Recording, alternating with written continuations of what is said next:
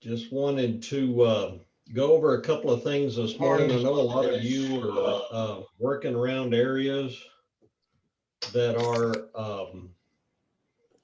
experiencing some fire, some pretty severe situations. You guys be real careful. Talk to your staff about driving through smoke, driving through blowing debris that often comes after fires. Everything's drying and blowing around and things like that. And that sure does present a unique driving experience for folks that, especially your new hires.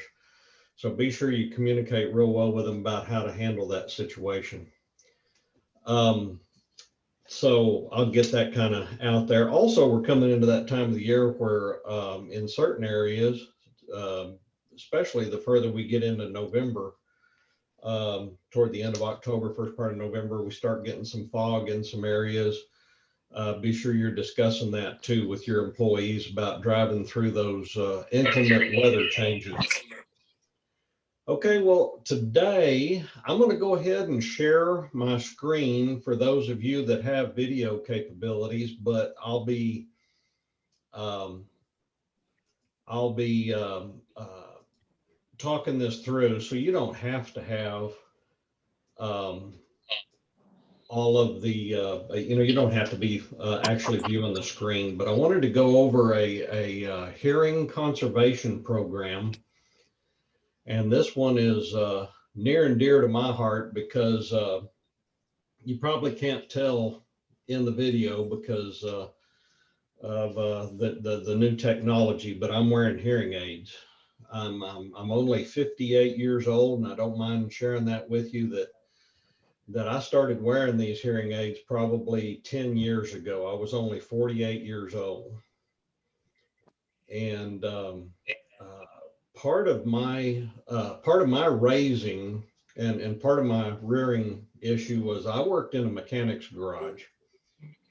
By the time I was 12 years old, I was doing front end alignments and brake jobs and muffler jobs. And man, I was working in a real noisy environment. I also went and did a lot of hunting when I was young. And most of it was not high powered rifle. Most of it was shotgun. And so we would go out I remember when I was young, we'd go out to the skeet shooting range and I'd spend an hour out there shooting. Never once did I wear hearing protection, nothing. Nobody out there did when I was a kid. You go out to a modern shooting range now and everybody's wearing hearing protection.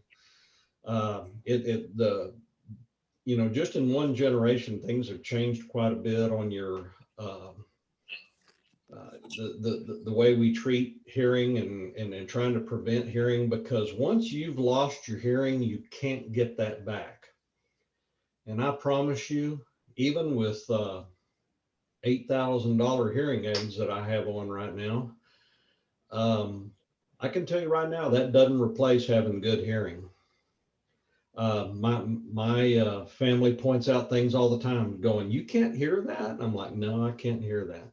Even with really good, high quality hearing aid, I still can't hear. So let's prevent that from occurring, and let's try to nip that in the bud. And so the hearing conservation program has a lot to do with that.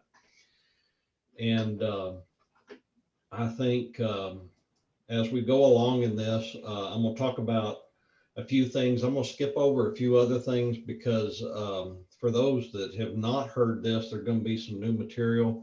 For those of you that have had some discussions about hearing loss, I've got some kind of some additional stuff we need to talk about. So I'm going to kind of hit it multiple levels.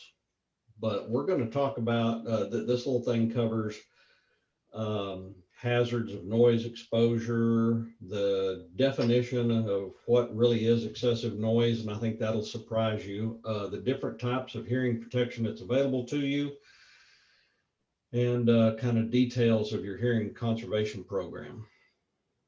Uh, what is a hearing conservation program?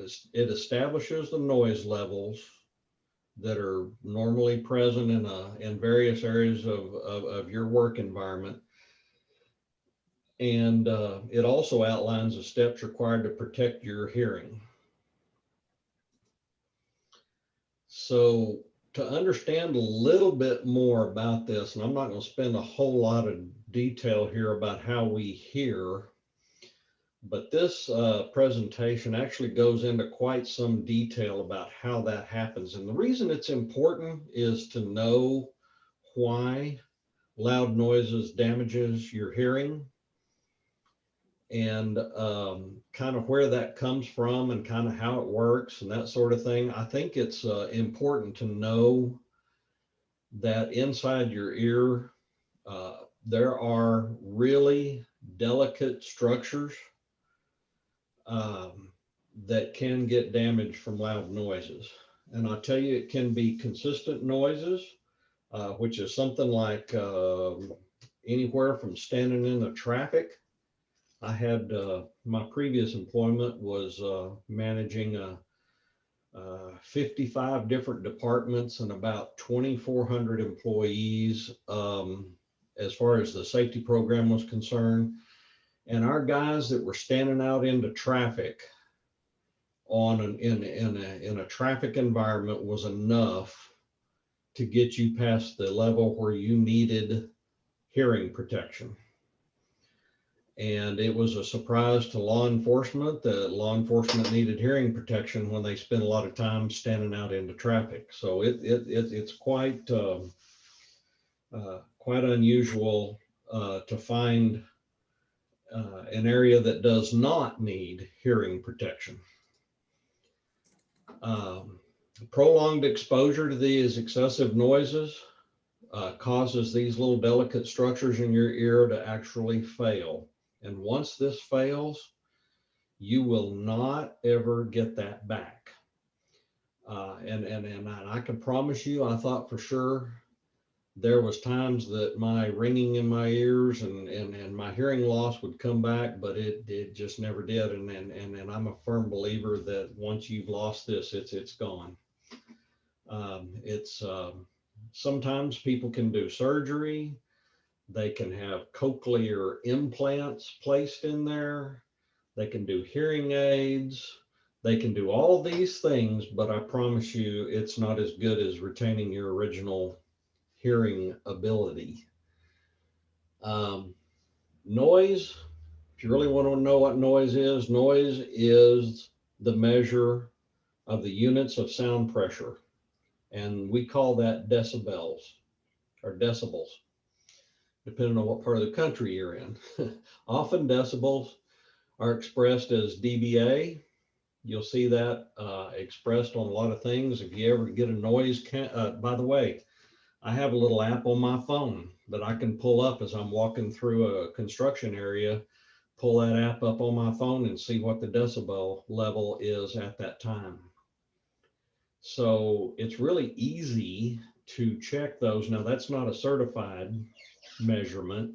You have to have a certified instrument to really do an exact measurement on that, but it can get you close. So just to tell you, you don't need to go out and buy $800 piece of equipment for every supervisor you got to check the decibel levels. You can do that with your phone. Just be careful where you're standing and don't cause a hazard while you're distracted messing with your phone. Should be noted that sound energy, the way the decibel system works, is logarithmic, not linear. So let me give you an example. What that means is if you have 5 decibels reading on the measurement scale and you go to 10 decibels on, that's not twice as much noise. It's much more than twice as much noise. It's probably closer to 3 times as much noise 10 decibels is from 5 decibels. So if you're looking at an environment that has a constant hum in the background or constant noise at a work site, and you have the occasional noise level reach above 85 decibels, and you'll understand why in just a minute. The occasional raise above that's probably not going to get you there, but let's say you have the difference between 85 and 90 is 5 decibels. That's twice more. 85 decibels is almost twice more sound pressure on your ear than 90 decibels is twice as much more than 85.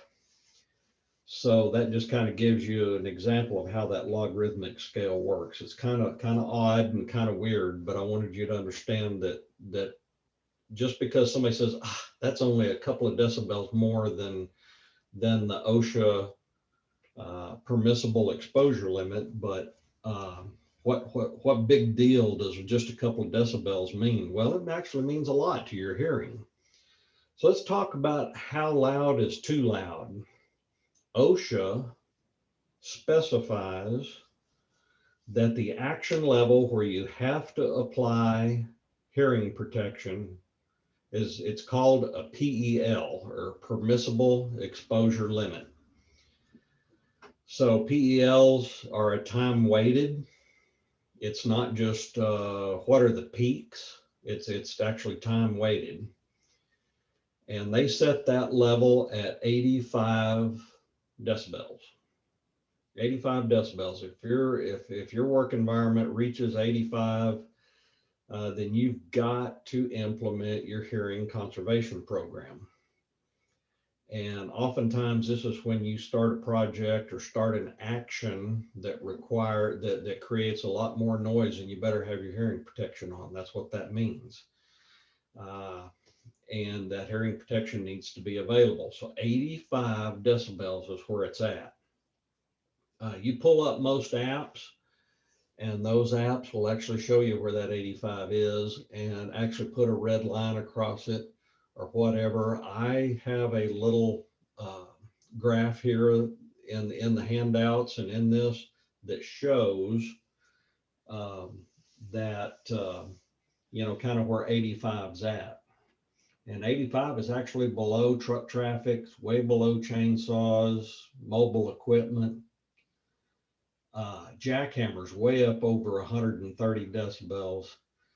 And that 130 decibels would also be like using a cut-off saw on a piece of metal. It would also be like using a tile saw or a concrete saw. Is going to be up 130 or more. And that's many, many, many times more than the 85 decibels. This will, under even short-term exposure, will cause hearing loss. So understand that, if anything over 90 is going to have to be something where hearing protection is required. 85 is kind of that borderline, but that's the one OSHA is going to use is 85 decibels. If they come on site and they start pulling out their little decibel meter, the 85 is where they're going to be looking.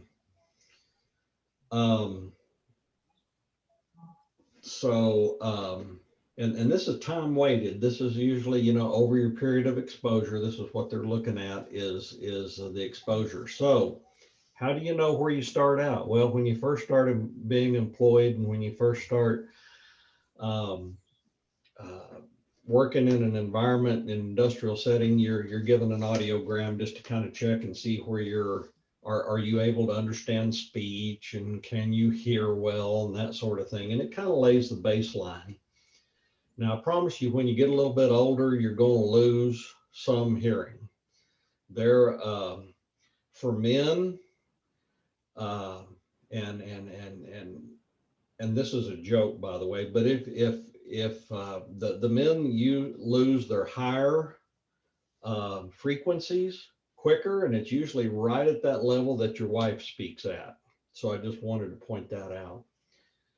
But but the audiograms, it's just a hearing level test. And if you're having problems with hearing, an audiogram is what they're going to do to determine kind of where your hearing's at. And they usually do this at new hire, or if you're having a problem with your hearing. That just kind of creates a baseline when you first come on. The older you are, there are some age adjustments for that. Somebody at 60 years old has already lost probably 10 to 15% of their hearing. By age 70, they've lost 30% of their hearing, is kind of an average. That's something that's not on this slide, but that's, so what does that mean from a safety perspective? The younger you are, the more you need to protect your hearing. The older you get, the more important it becomes that you protected it when you're younger. I promise you, it's something that you'll be glad you did for yourself and you did for your employees, is make sure they're wearing their hearing protection. It's really, really important to watch for that when you're on a job site. Sometimes just an instantaneous noise can cause hearing loss. I had a fellow one time that I know of, a good friend of mine, that loved to reload rounds for his ammunition for his target shooting. He had a whole room set up. He was reloading, and somehow, and I won't go into the details, but somehow he messed up and set off about 20 primers all at once, right there within 12 inches of his face. And he basically was legally deaf after that. He couldn't hear a thing. And so an instantaneous loss of hearing is possible. And in those situations at a job site where you know something's coming, it's time, and it's going to be really loud. My point is, you need to have that discussion with all of your staff and make sure everybody around you knows what's fixing to happen. Hey, we're going to be doing this over here. We're fixing to pound this on the ground. We're going to do whatever we're going to do here with this. It's going to be really loud. You guys might want to, I'm talking about other companies, other subcontractors, other stuff. You just need to be sharing with everybody. We're going to be loud over here today. This is going to be loud. You can't be in the area without hearing protection. So be sure you're sharing with all your staff what you're doing today, and how that may vary from time to time during the day and from job to job. Okay, signs of hearing loss. Man, you just ask huh all the time. If you've had somebody walk into a room, go, dadgummit, you've got that TV up too loud, or you've got that radio up too loud. And you keep asking others to speak up. To me, the heartbreaking thing is I can't hear my grandkids very well. My grandkids come up and they have that soft, higher pitched voice, and I just can't hear them at all. And that is so frustrating to me. It's very heartbreaking that I can't hear that. So if you start experiencing that, where the little soft young voices and you can't hear them, that's early signs of hearing loss, and you need to get in front of that. The long term is that you can't engage in conversations right now. Even with some really expensive hearing aids, I go into a restaurant where there's a lot of background noise, I'm not part of the conversation. I sit over there and I don't really talk a whole lot because I can't hear a whole lot. I get too much sound from too much background noises. Going to movies, going to outdoor concerts when you've lost your hearing is absolutely useless.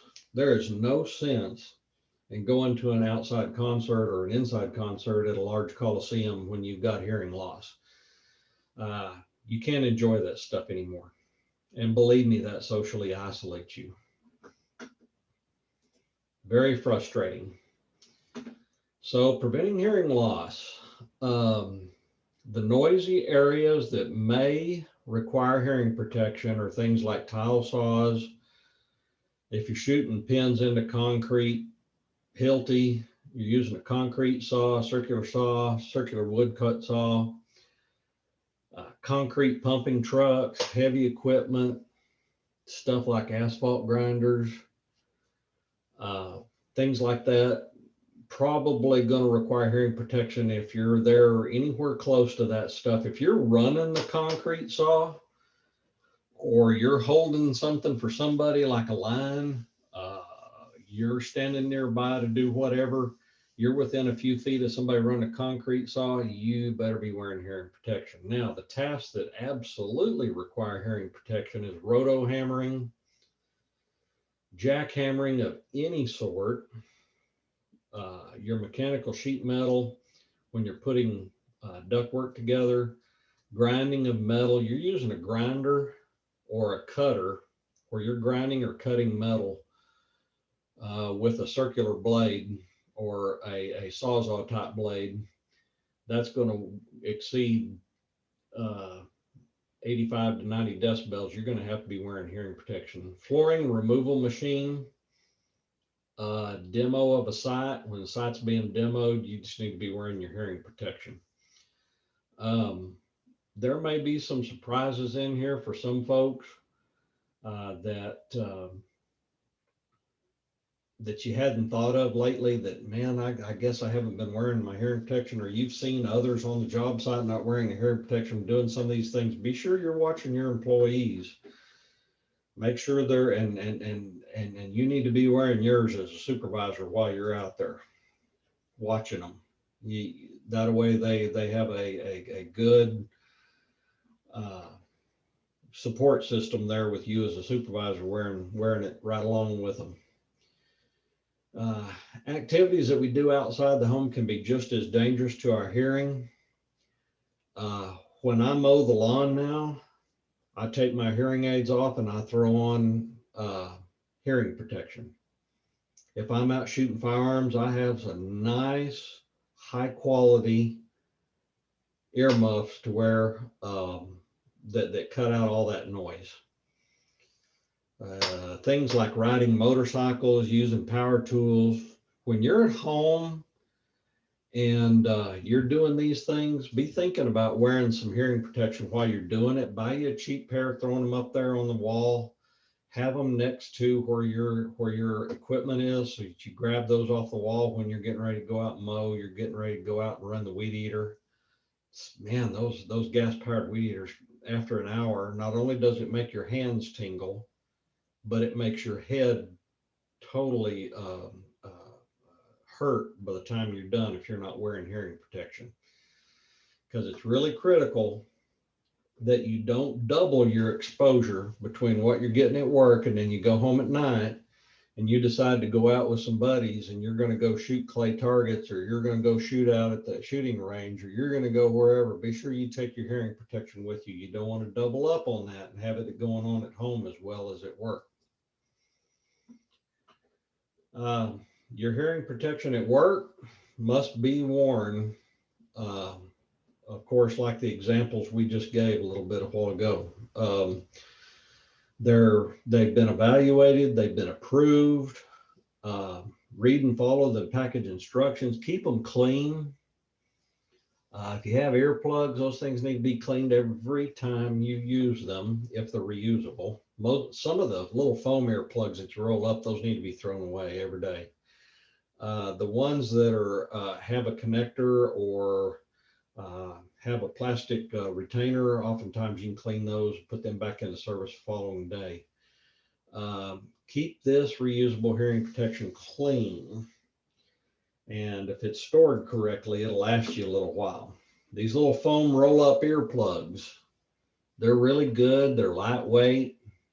They don't interfere with other PPE that you have on. You know, you can wear these things and throw on safety glasses or a safety shield. That doesn't come into conflict with any of those things. The problem is they must be fit really well, and you must be really good at putting them in. And there is a technique for that, by the way. You can't just roll them up and stick them in there. There's a right way and there's a wrong way to do that. And if not done right, they can be very uncomfortable. And then you might even find out that you have two different size ear canals, and you need some different types of hearing protection on one side than you do the other. So these foam earplugs don't take into account changes between things like that. Also, They're real good for the 90, 95, 100 decibel area. The foam earplugs, you get up around 130 and above. You get up in really loud environments, those are not good enough. Most of those cannot. The regular foam little cheapy ones just can't handle the higher PEL limits that are out there.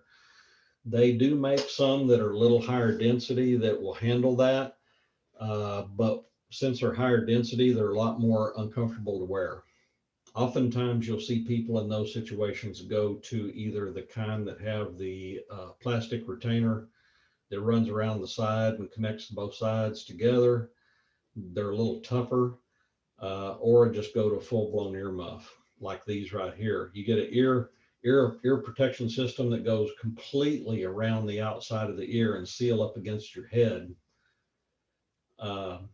These work much better in the higher. You get up above 120, 130 area, you get in that area, it needs to be this type of hearing protection.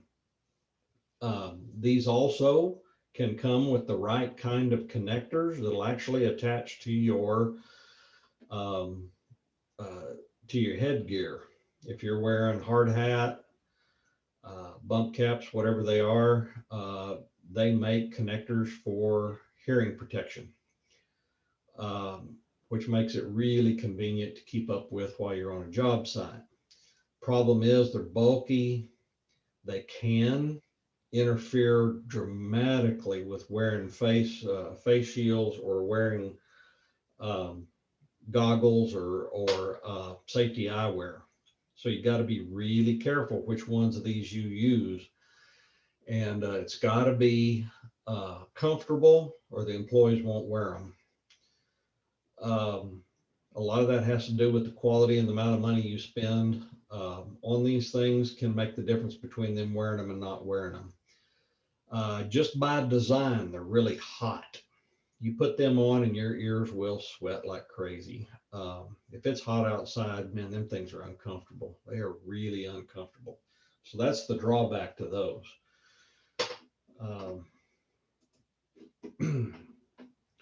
You know, they have canal caps, which are the kind that are generally just sit inside the ear, but don't go down in the canals. They can be real effective at protecting the workers from noise. These are the kind that usually have the plastic thing that kind of holds them in the ear and just kind of puts a cap over the top of your ear canal. They don't really go down in the ear very far. Those things seem to be the most comfortable, and those seem to provide some of the best coverage, and they also are more likely to be used on a job site. They're a lot more expensive than those little foam roll-up ones though. But whatever you use, make sure that you look at the noise reduction rating, the NRR, to make sure it's enough for the noise and safe levels you're using. If you get out on a job site and it's really loud that day, and you're running concrete tile saws and you're standing right there on top of it and you're using the little foam roll up ones, it's not going to be enough. Those NRR numbers are just not high enough for that process. So knowing which ones you've got, and I think it'll surprise you, pull your phone out as a supervisor and check those noise levels and see really where they're at. Some things you might think are real noisy aren't quite as noisy as you thought they were. Some other ones are a lot more noisy than you thought they were. So it's very deceptive. Make sure that you're looking at the NRR, the noise reduction rating, on what you're purchasing. The training, make sure that your employees understand that that they have a responsibility to wear this PPE, and what you're doing is you're trying to save their hearing. You know, if you have any questions, things get too complicated, somebody's nitpicking decibel levels or whatever, be sure you include your safety person here with Keith and his group about, you know, settling those situations, get a real decibel reading level out there instead of just on your phone, and let's get some accurate measurements over a period of time. Let's see where it's really going. it's real important that you get these situations addressed and your employees are happy with the PPE they're wearing. So basically a summary on this is just your hearing loss can occur from excessive exposure to loud noises at work and at home. Don't forget not to double your exposure by doing something at home where you're working around loud noises and just doubling your exposure. Once the noise-induced hearing loss has occurred, medication, surgery, hearing aids just does not get you 100% of your hearing back.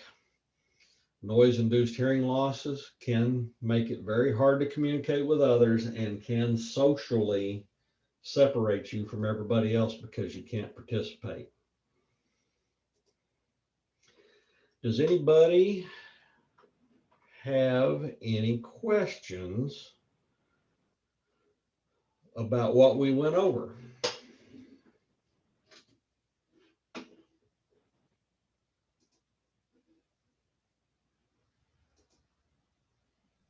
Keith, you have any comments? Well, I have one. I wasn't able to hear the whole thing, so can we do it over? I forgot to put my hearing aids in. Oh, I see. Okay. But it is very true. I mean, as when you're younger, you don't think about it. You just kind of go through the motions of whatever the site and whatever task at hand. And like you mentioned, next thing you know, you are going, huh? Can you repeat that? Yeah, it's very unfortunate. And yes, that is actually myself as well. I do have hearing aids that I wear, but the background noise is crazy. And over years of not being able to hear that, and then you put them in and you hear it, and then it just comes, yeah. But yes, so it's very serious, and it's very much a real thing that hearing loss is gone. It's gone. And that's about what I have at this moment. So please take that in sight and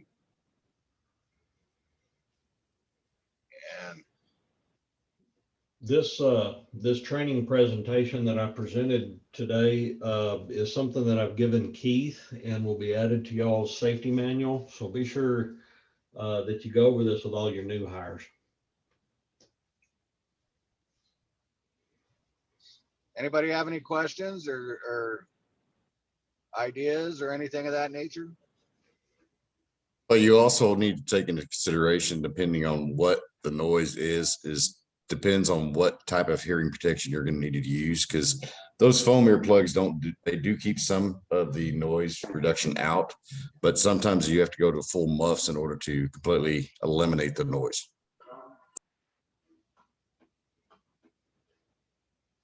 Yes, sir. Good job, Nathan. Thank you. Fuck up.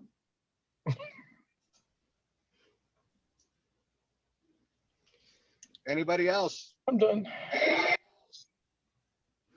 Nope. Let's leave. I'm leaving. Huh? What?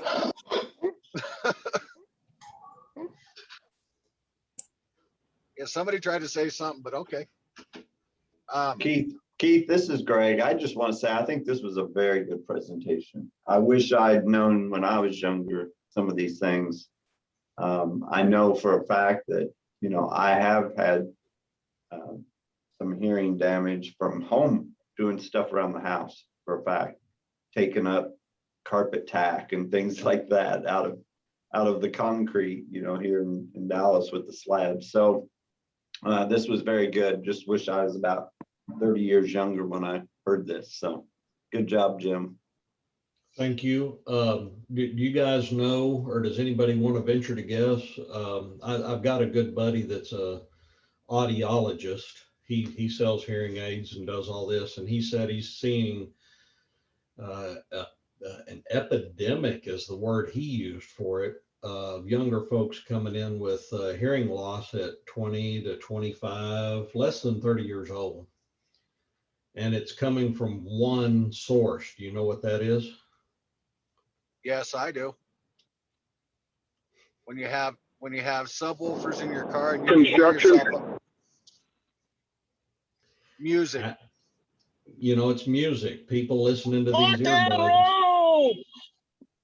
With these earbuds stuck in your ear, listening to music. That's and they got them turned up way too high. And that's what he has shared with me as the main contributing factor to having young folks with their hearing loss is the the earbuds that you see them in there with the you know, young folks will spend $200-300 on a set of earbuds that'll just blow the sides of your head off, and they're losing a lot of their hearing on that. So just to share with you, in case you want to share that with your younger family members and folks that you really care about, talk to them about that.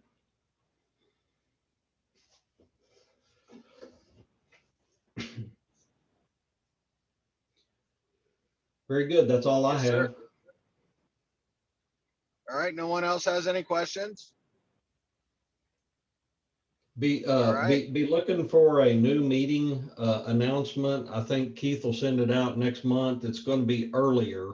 There may have been some of you folks that weren't tuned in when we discussed that earlier. Keith, you want to talk about that just a second?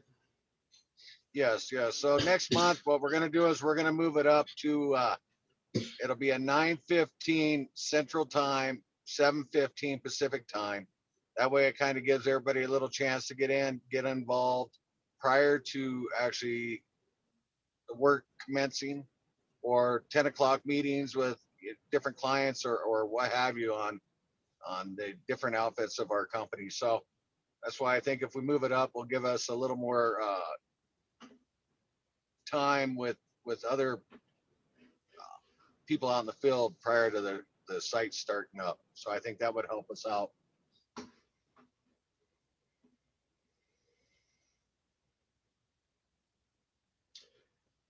Very good, Keith. I really appreciate it. Thank you all today for your participation and your comments. Please keep the communication up. Yes, sir. Thank you, Jim.